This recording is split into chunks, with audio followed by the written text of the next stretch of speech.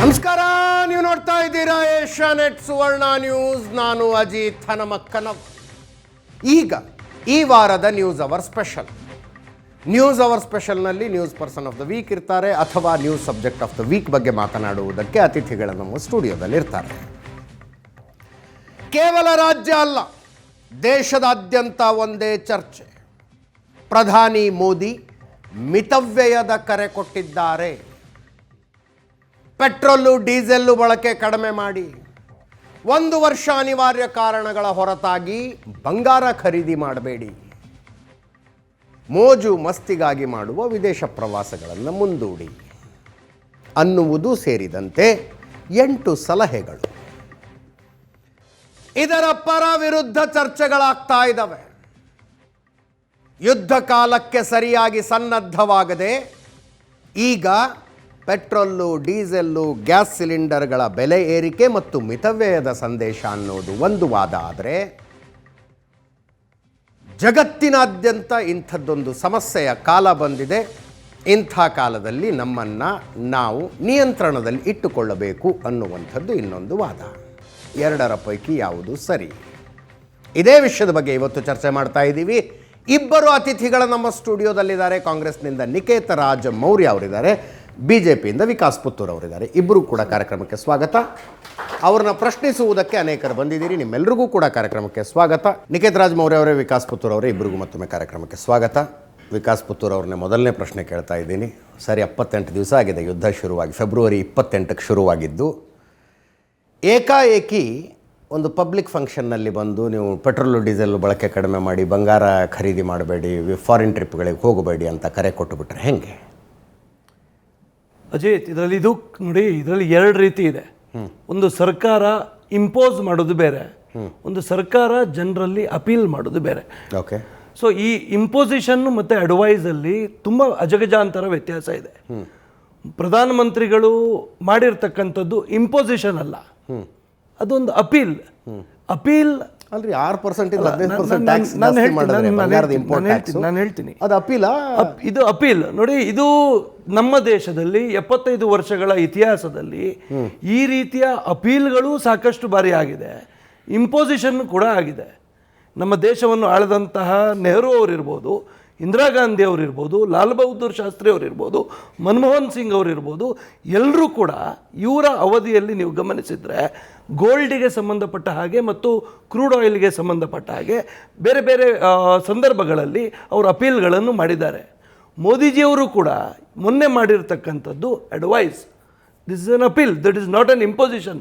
1962ನೇ ಇಸ್ವಿಯಲ್ಲಿ ನಾವು ಇತಿಹಾಸವನ್ನು ಗಮನಿಸಿದರೆ ಆಗ ಗೋಲ್ಡನ್ನು ಖರೀದಿ ಮಾಡಬಾರ್ದು ಅನ್ನುವಂಥ ರೀತಿಯಲ್ಲಿ ಇಂಪೋಸಿಷನ್ ಮಾಡಿದರು.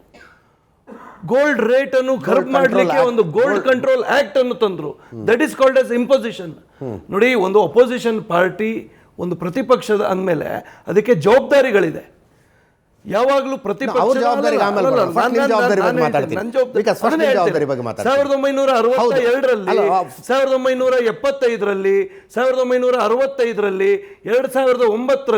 2013ರಲ್ಲಿ ಈ ರೀತಿಯ ಅಪೀಲ್ಗಳು ಬಂದಾಗ ಒಂದು ಜವಾಬ್ದಾರಿಯುತ ಪ್ರತಿಪಕ್ಷವಾಗಿ ಭಾರತೀಯ ಜನತಾ ಪಾರ್ಟಿ ಸರ್ಕಾರದ ಪರವಾಗಿ ನಿಂತಿತ್ತು.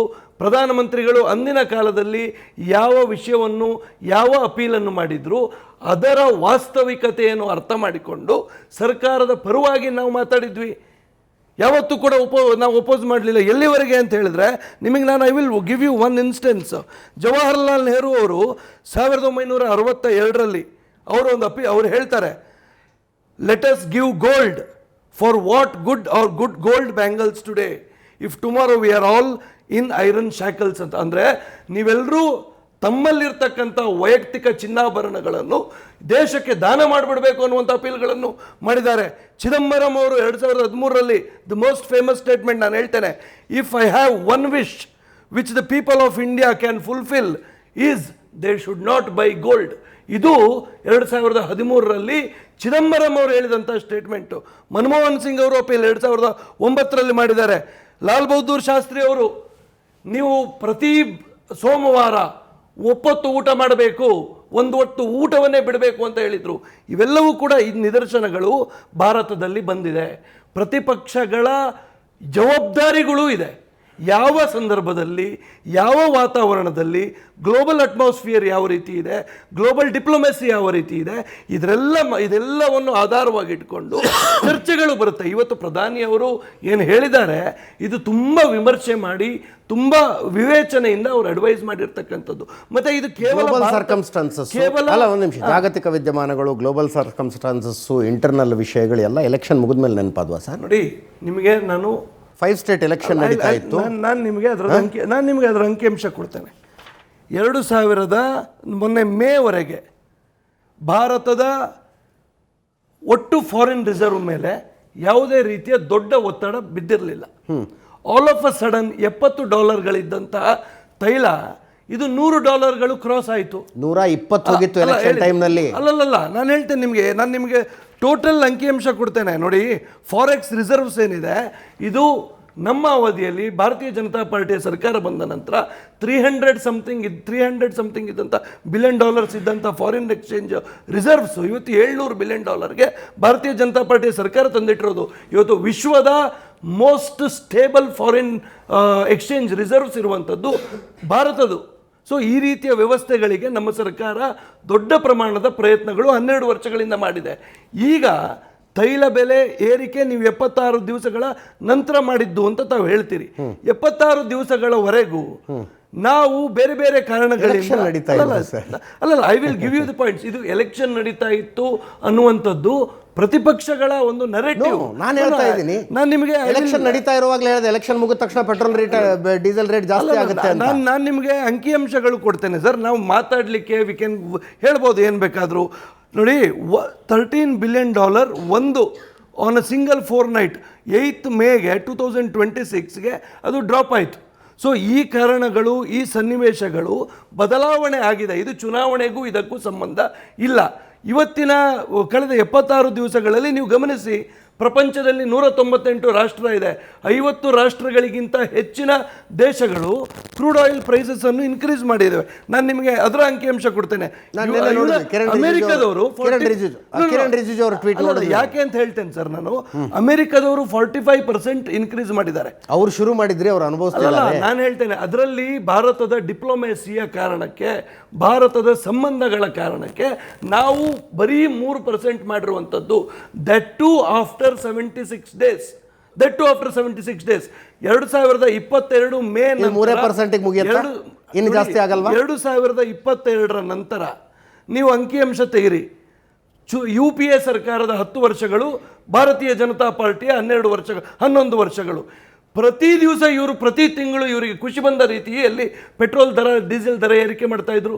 2022 ಮೇ ನಂತರ ನಾವು ಪೆಟ್ರೋಲ್ ಡೀಸೆಲ್ ದರ ಏರಿಕೆ ಮಾಡಲಿಲ್ಲ. ಇವತ್ತು ಸನ್ನಿವೇಶಗಳ ಕಾರಣಕ್ಕೆ ಸನ್ನಿವೇಶಗಳು ಆ ರೀತಿ ಆಗಿದೆ. ಇವತ್ತು ಅಮೆರಿಕದಂತಹ ರಾಷ್ಟ್ರಗಳು 45%, Myanmar 101%, Philippines 76%, Malaysia 68%, UAE 40% diesel petrol ಬೆಲೆ ಏರಿಕೆ ಮಾಡಿದೆ. ಭಾರತ 3%ಗೆ ಯಾಕೆ ನಿಲ್ಲಕ್ಕೆ ಸಫಲ ಆಯಿತು ಅಂತ ಕೇಳಿದರೆ, ಬಿಕಾಸ್ ಆಫ್ ಅವರ್ ಡಿಪ್ಲೊಮೆಸಿ. ಇವತ್ತು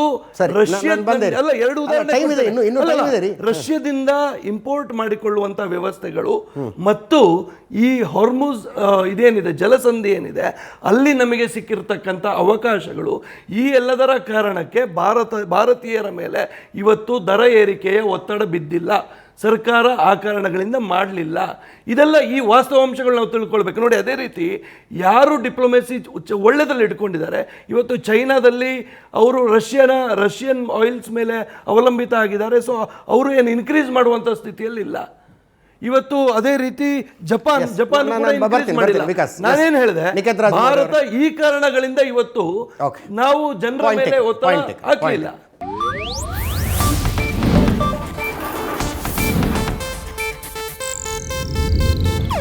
ಇದು ಏಷ್ಯಾನೆಟ್ ನ್ಯೂಸ್ ನೆಟ್ವರ್ಕ್ ಪ್ರಸ್ತುತಿ.